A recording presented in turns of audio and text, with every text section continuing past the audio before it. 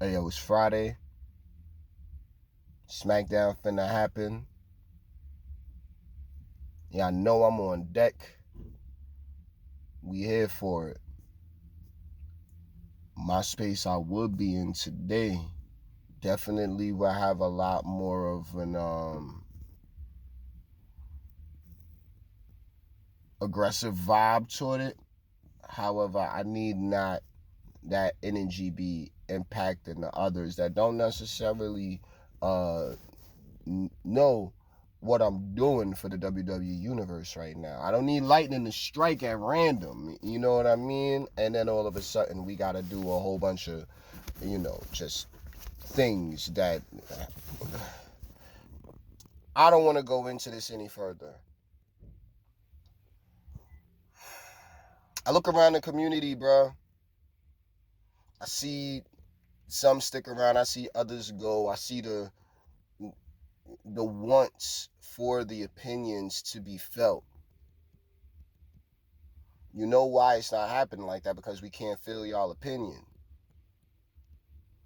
No matter what you're trying to root it in, no matter how real you think it is, it's something off about how it's getting conveyed, and we ain't fucking with it.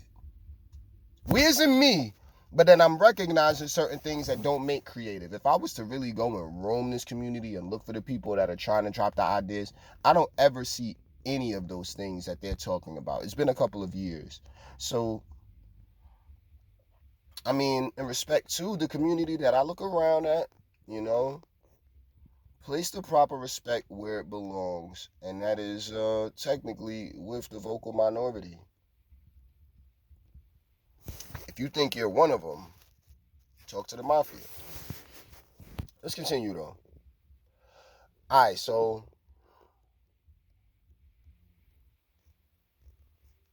a couple of weeks, wait until Friday. Gives me a lot of time to think about Raw. Raw has gone into forms of the insignificant until Monday all over again. But that's not the way it should be. If we got the draft happening next week, if we got things taking place, I think this is a good spot just to throw things, and you never know where the creative could reach out. Or not reach out, but I'm saying like where the creative can expand itself just based on this placement of this video being uploaded right before SmackDown. You never know what can happen. Um, I saw a post that DJ put up on Monday, and all of a sudden, I'm seeing Cody talking about it in the ring on Monday or all Mondays, whatever. It's just like wow, you know. So the game definitely got his he got his ear on the pulse, hand on the pulse, whatever you want to look at it as. You know what I'm saying? Like he's definitely paying attention to everything going on. So with that, look, man, look, how can we add to when it comes to this? How can we properly contribute without feeling like we're giving too much of ourselves in this new era? Like I'm feeling it. I actually want to give a little bit more, and this is why I said no. Let's do this Friday. Let's do it a little bit more chatty. Let's add a couple more minutes at a time to it, for real. Because what I'm looking at now is something that actually can be spoken on. So far as my small department in character development, and a couple other things. So now, Raw, April 12th was that? April 15th. I'm bugging. Rhea Ripley Women's Championship. What happened to the Terror Twins? It was right there. Now she's injured. Name is champ. Everyone else is being a really good sport about it. Rhea was feeling like family immediately. I'm not sad about it because I know she's gonna be back. That's how I'm deciding to foresee it. And we're just going with that. It happened right after Mania. I've been pulling for her to be at Mania and not be forgotten about at WrestleMania for so many years, since 2020. So to see that this happens and it played out like that, it's almost like really unfortunate. But we believe in her. When she get back, it's gonna be dope. And at the end of the day, nobody was getting past Rhea. We've heard it all across the community. Nobody's beating up Rhea right now, so we need to see who else can get in that spot. You know what I mean? Like Liv is finally getting noticed. Liv is technically the reason. You know what I'm saying? Like on some like Liv beat Rhea. So now, well, she beat her up. Let's say that. So now it's like, oh, she put her on the shelf. Oh shoot, Is Rhea gonna come back and make that a thing? What is Liv gonna do with the spotlight now that she got it? I'm loving all of it. Good stuff. Sheamus, Ivar. Shouts to Ivar, man. Shouts to Ivar for the record. Just throwing that out there for right now. Let's make sure we put some proper respect on Ivar name, and we hope Eric gets well soon, for real, for real. Shouts to Ivar though, and shouts to Valhalla and all that. But nah, Ivar has become a mainstay in the heavyweight division. Ivar is one of those Dijaks. You know what I'm saying? Like just a big cat, and it's not about big guy doing moonsault. Damn near everybody can do a moonsault, not effectively, but nah, a cat that can move, got the wind, and can really bring the crowd to the attention. You know what I'm saying? I appreciate that when I see him come out. Now it took forever, but at least now they're back to being called the Viking Raiders officially. There we go. Let's move on. Sheamus, home. Old song. Fine, fine. It took me a minute, but it's grown on me. And I'm talking like the new song that Sheamus was using is fire. The old song felt a little hokey, but it's just one or two parts at the very beginning that I'm not really crazy about. And the song did not match the content from back then. Now, shit, it's damn near any song. Like, the song meets the character. Now, we feel it, and it's a lot more new tracks. We'll start it off right at Mania. I'll go a little before that, just a little bit. When I say they threw Tiff's track out, because I've been begging for Tiff to get a new song for mad long. They threw Tiff a new song, and it fits. We ain't hearing it. The last time around, they didn't play it. It was an old track. Think I don't notice none of this shit, but there's that. Steph came out and had the new song. A lot of other new songs coming out, and they fit better. Like, I don't know what they did with the production team, but them plus John Johnston. Stop playing with me. And look, we off to the races, man. I know I talked about this a couple weeks ago too with the CFO. I guess it's really too political, and it's unfortunate that we can't have those guys, uh, you know, grace the product with, what they add to it. And if it's like a financial thing, then it's out of my hands, it's out of my wheelhouse, and obviously, fucking idiot, above my pay grade. Pardon me. Look at these dummies in the fucking peanut gallery be talking too much shit. Gonna have to get me to go off script and get my team to pull up on them for real, for real. It's a whole nother vibe. Please, let's not do this because Sheamus is the one that picked up the victory over Ivar, and that matters. And we're gonna celebrate Sheamus being back after injury, and now he's heading toward that IC championship. Definitely segued into more IC championship stuff on commentary. Let's move past that. It was very smooth though. I like that. Seeing Michael Cole. Now,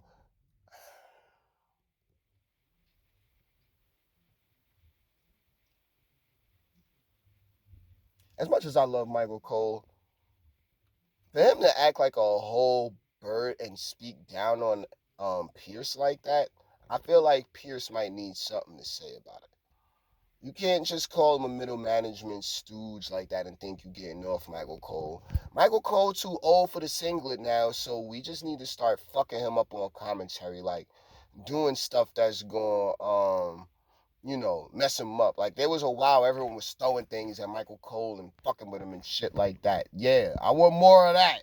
Let's get back on beating up Michael Cole since he want to be a dickhead to Pierce like everybody don't love Pierce. Talking about middle management. Just because he's an upper management stooge don't mean he get to talk down on anybody else, not necessarily within his space. Like, everybody's an on-screen personality, Michael Cole. God damn it. Just because we hear you the most. Like, when the actual show is happening live, you're the one person we don't want to see. And I'm just talking shit. I really don't care. But no, middle management stooge, solid. It's a character build. For Pierce especially, you know what I'm saying? What would he have to say about SmackDown General Manager Nick Aldis? Would he say that same thing?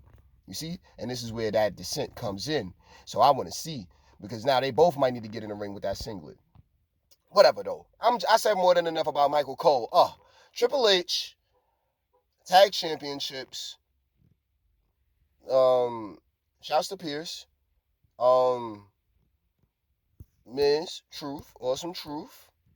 I mean, I don't really have a up or down on those guys as tag champions right now. The crowd clearly loves R-Truth. And The Miz has definitely made it into another era, in my opinion, because of that match with Gunther. Good on him. Tag championships, new tag titles, got rid of the color coding. Okay. What are we doing on SmackDown now? Since we're sticking with one color game. If we're doing the same tag titles with the same tag titles, if they both gonna be black and gold, I'm not a fan. Because they already look like the heavyweight championship, and then they already look like the double, like they look like the Intercontinental Championship. You see what I'm saying? Like this is small nitpicking. I'm happy that the titles exist. They're gonna feel like something when people are hoisting them over their heads in celebration. Absolutely. The aesthetic needs a little bit more for me personally, but that's because I came from a different era with like the European Championship looking away, like the little square build, and then the Hardcore Championship being all fucked up, and then the Intercontinental Championship having like the ovular shaping. You know what I'm saying? And then the World Heavyweight Championship, all the way from uh Big Gold to the Winged Eagle, like on that one in between that, like my main championship that I was growing up on with the blue earth and the green and the world, and Triple H holding that shit right the fuck here for your fucking ass. You know what I'm saying? Like it's a different time. So now when I'm looking at these titles, it's almost like I could complain about the logo and insignia. It's not as large, it's not as obvious, that's fine. Those go for the championships, fine. IC tag team, that's not popping right now. The Intercontinental Championship, meh. Tag team championship, meh. The prestige is there, the aesthetic ain't. Maybe I'm projecting. Let's move forward. So the game came out, spoke to the new era, spoke to the old shit needing to be just not stressed about the same way. The newer time, a greater opportunity at creating what it is we've all had the vision of. Hopefully these visions remain aligned in some kind of senses. I know we all have been highly anticipating what the game is going to be able to do. If I had any advice, I'd say the game maintain that humility, because it's like, oh nah, fuck it, I'm the man now, bitch. I see Hunter being Hunter when it comes to that. I need to see Hunter rubbing it in the face of those that doubted him. That's what I want to see so far as this going. If he got things to still hold on to, I get it. But at the same time, I'm looking at this next part of the Triple H character development, the on-screen character, along with the chief content officer. So it's like, all right, let's build upon this. We don't need a terrorizing anymore. We don't need a Hunter Hearst Helmsley anymore. We got a Paul Levesque. So now on screen Paul Levesque, who do we get? You know what I mean? Like we should get, in my opinion, the guy I would want to see, along with whatever else could be added. I would want to see the guy that's ready to knock out everybody that doubted him the whole time. Personally, I never doubt Triple H. Never said game over one time for real, for real. Even when he took after the NXT Performance Center field trip that happened some years ago.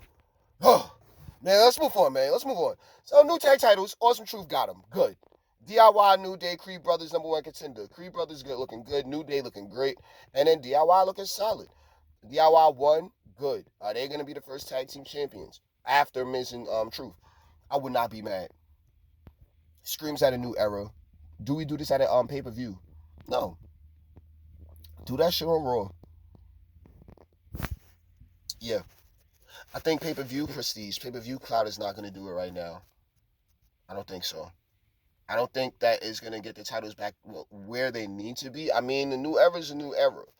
But I think it can happen on a Raw because that's what's going to happen. That's what's going to give attention. It's going to get attention, and then because we already know what DIY come with, it's going to keep that. Shit, I'd say DIY win it, then New Day get them. No.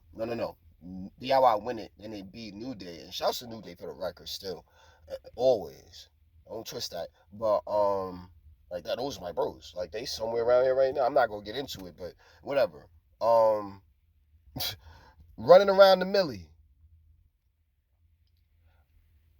They beat the New Day, and then they go and have a really, really tag team championship defining match with the Creed brothers. And then we get into the rest of whatever's going on. But that's what I'm feeling. Like, those are the top 3 tag teams right now, in my opinion, and that's what we got. So, Awesome Truth, I don't know if it's gonna be, I don't know if that love fest from WrestleMania is gonna be able to carry over into keeping them things relevant and popping. That's how I'm feeling.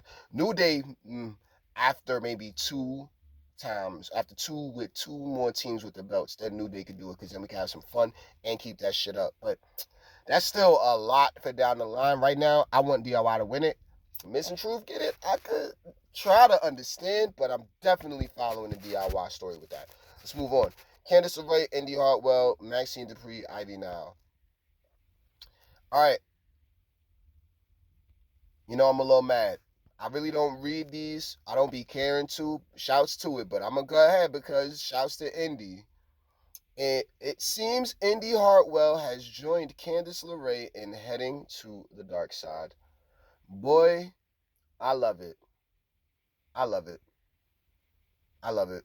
A great deal. I love it. I didn't even get to see it. So now I'm mad at it.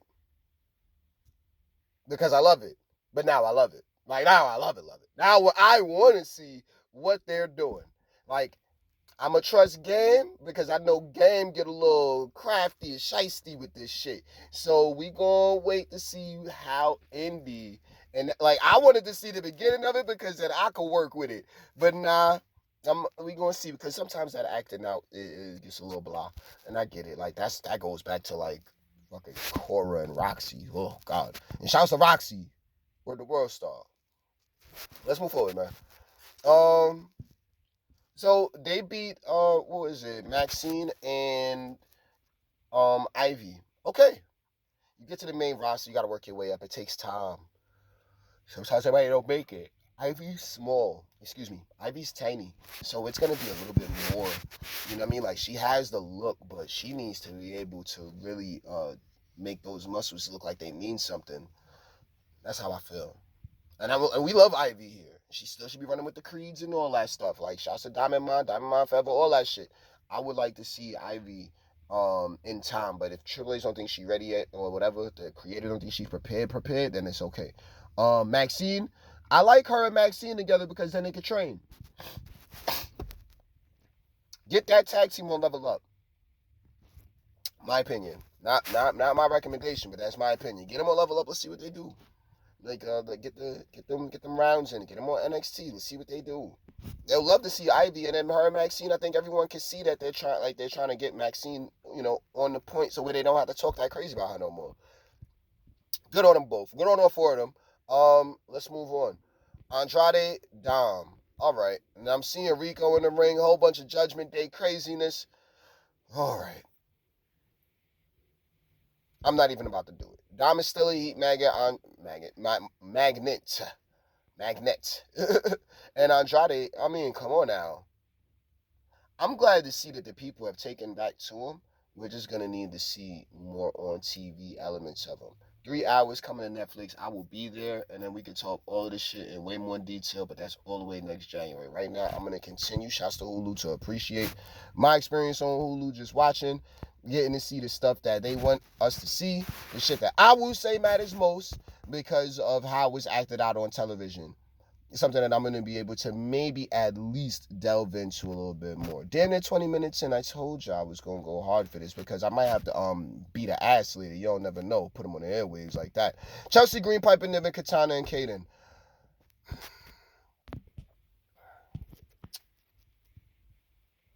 I'm not even about to get into whatever was supposed to be a thing here.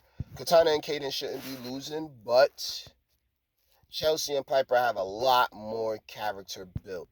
And I'm noticing Piper becoming a lot more gelled in with Chelsea, and I'm liking that.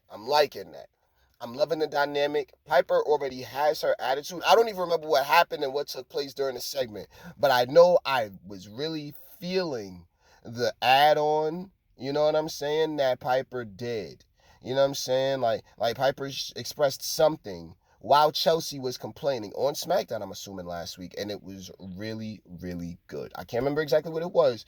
I'm talking just as far as the build between those two as a tag team goes. Everyone else ain't gonna want to come around these spaces and talk at all about the ladies unless they speaking on their body types. I'm looking at the characters. Chelsea been had the look. I like Chelsea from day one. She knows that. We all know that. Piper, I've been rocking with Piper since she got out of some of the fits and started actually looking a little more slimming for the camera. Like, it doesn't matter if she's the big type. That's what's up. We need plus sizes. But there's something there. And I feel like there's a spark between her and Chelsea. I didn't. Usually, when you see these oddball tag teams happen, you always. Eh. But then, it's like this one is like, well, let's see what we get. Because Chelsea's character can carry both of them, but then Piper is starting to merge right in. Good.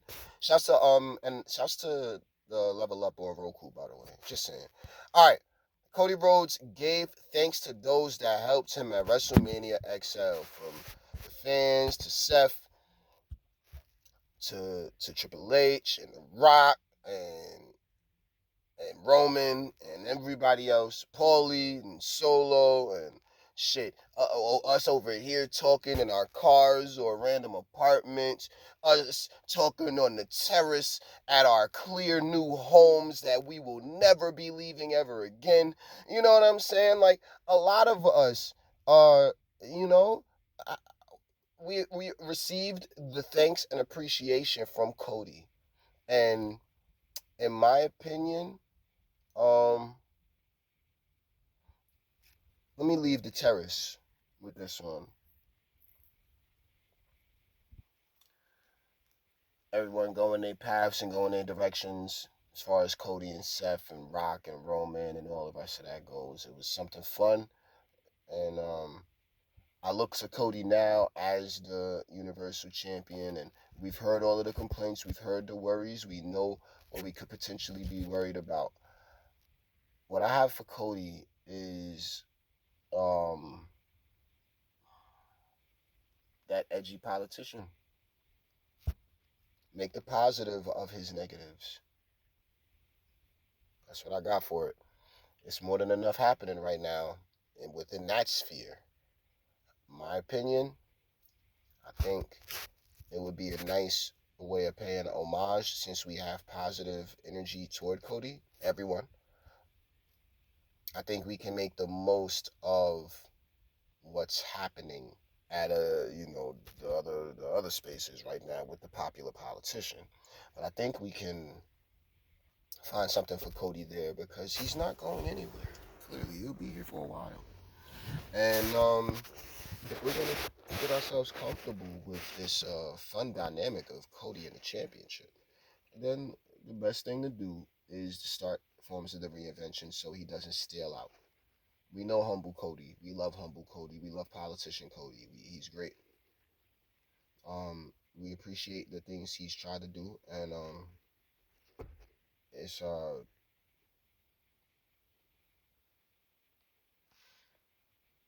it still doesn't take away from the tall task of entertaining the people and retaining their attention. So I'm gonna continue keeping a very close eye on the development of Cody Rhodes because I want him to be able to succeed the same way that I felt like he might be able to succeed when he walked out as Stardust a long time ago. I remember the feelings, and I think back to them now, and it's like we've seen this happen a number of times and a number of occasions with superstars, but now with this new era, we can. It just so happens to fall right into place, so damn near seamlessly that these moments after all of the build, after everyone was stressing about what's gonna happen, everyone's worried about who's gonna be in what match and who's gonna main event this and that, and shouts to DJ. We thank DJ. We appreciate him for coming out, and we know he got other things to make happen, but we're all of us Well, maybe the exception of one or two. I don't know. But all of us over here in the WWE universe are legitimately anticipating the return of the final boss. Because, I mean, obvious, right? So now, when he gets back, when the People's Champ returns, we'll all understand again why Cody being bolstered now is gonna matter.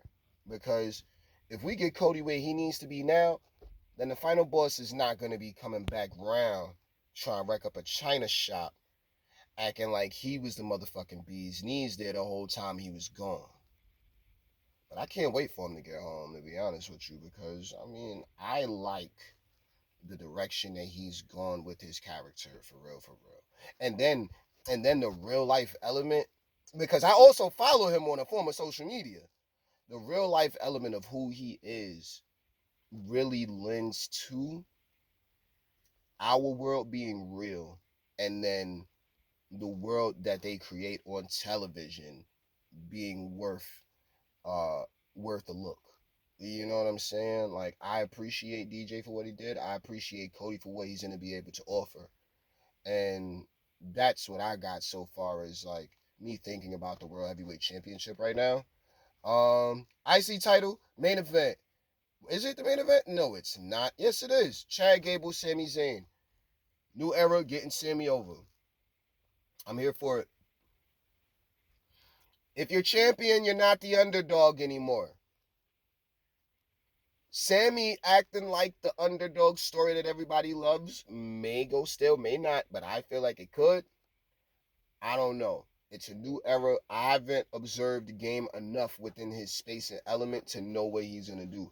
People were looking at him at NXT. They think they got an idea on him then. I learned that he likes to follow, the next thing with the next thing. Like, he wants to make it bigger and better. But then I see he's peeped the science in that, because you can't just keep on throwing everything out there at one time. So I'm going to give the game a couple of more months of developing these characters, because I do see some small things, but they're not large enough for me to call out just yet. But it is small things that are noticeable. Right now, they're nitpicks. And this isn't even to say it's a bad job being done. It's just like, okay, these might be, in respect to opportunities in general, these might be missed opportunities for like more character development. My opinion, I'm just going with what I'm looking at, and then certain people just going potentially forgotten, but then nobody goes forgotten. But then even if they're being appeased and recalled or remembered by the game and getting out there on TV, they still got to get themselves over. Like, what was the difference between the women's division and at Black and Gold NXT 1.5, and then what we're dealing with the women's division now, with only with so much TV time being allowed, and then we can't oversaturate with all of the women. You know what I mean? But it's just so much. It's a lot. So good on Sami for getting into position to now become uh, a fan favorite as far as my side goes. Gable, I thank you. Oh, Gable's a bad guy now. Did y'all forget that? I know I almost forgot that. Yo, Gable's bad. As we about to, you know what? Gable being bad is so lit. This is what we gonna do for Gable being bad. We gonna jump straight into the streets of NXT, boy. Let's do that. Let's do that. Let's do that.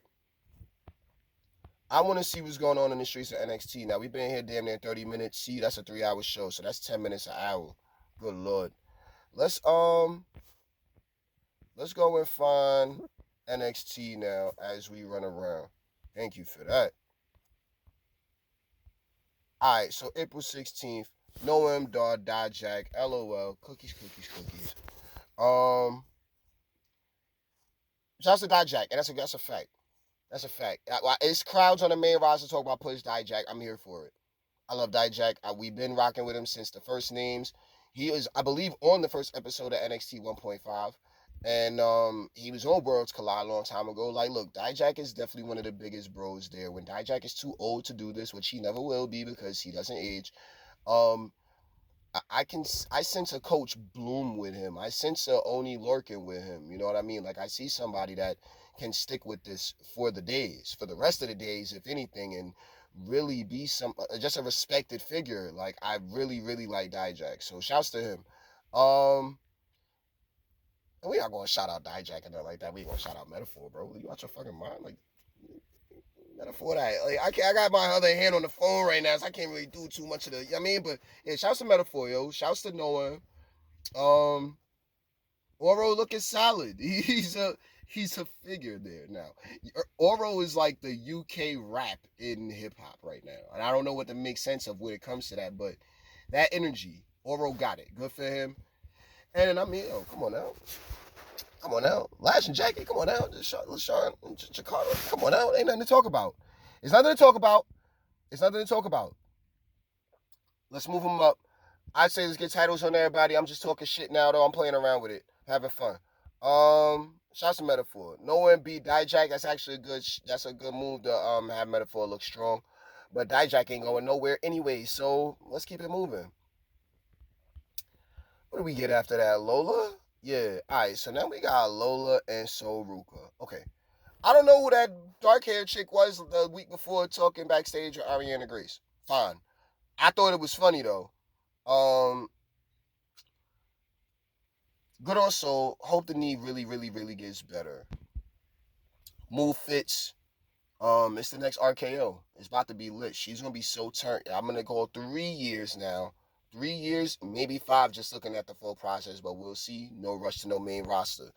Lola Vice, taking that time, not the sweet time, but taking that time, having the crowd understand that how her moves work and the shit that they can interact with. I'm liking it. It's not a fast process, so I'm here in support and I'm loving every moment of it. She got her English down. She can still be Spanish. The real Latina heat. You know what I'm saying? She got the track, she got the vibe. I'd be mad if they changed the song, but I'm not gonna cry about it because she's actually still that. But keep the song, keep the dance moves. That shit is hilarious. I would not push the sex symbol too hard on her though. I would not do that. I think she can do it fine for herself, but then her character goes. It still needs to maintain that violence. I want violence. I don't want sex out of Lola Vice. Lola Vice, like combat is another love language. We could keep it there. We don't need to have her being hypersexualized because we got plenty else that can do it, or we can do it, or we can do it with someone else, and then Lola pull up and then show them why Lola. I don't need to do it. You see what I'm saying? Whatever. Rich Holland, Joaquin, Joaquin Wild. Okay. This little story with Ridge hurting people. What was it? Ridge on commentary at Mania. Yo, what a kickoff panel. Yo. But then he picked up the win on the LWO. Look, good on Ridge.